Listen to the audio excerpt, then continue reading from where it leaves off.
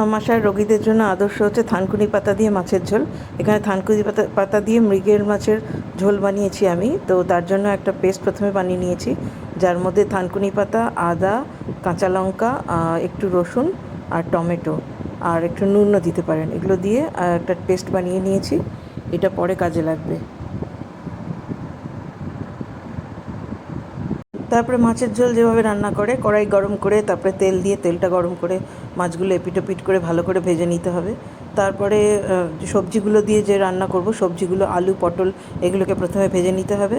তারপরে সেগুলো তুলে রেখে আর কড়াইতে একটু তেলের মধ্যে একটু পাঁচ ফোড়ন দিয়ে তারপরে সব সবজিগুলো দিয়ে আরও সবজি দিতে পারেন। যেমন আমি এখানে দিয়েছি, কী বলে, ওই পেঁপে দিয়েছি, তারপরে দিয়েছি, বেগুন দিতে পারেন, ঝিঙে দিতে পারেন। এগুলো সব দিয়ে কাঁচকলা দিয়েছি। এগুলো দিয়ে ভালো করে নাড়াচাড়া করে আর ওই যেটা মিক্সিতে করে রেখেছিলেন সেই পেস্টটাও দেবেন। আর একটা ওয়েট পেস্ট বানাবেন, যেটার মধ্যে 2-3 রকমের মশলা, জিরে গুঁড়ো, ধনে গুঁড়ো, তারপরে কাশ্মীরি লঙ্কার গুঁড়ো, এগুলো একটা জলে গুলে একটা পেস্ট বানাবেন।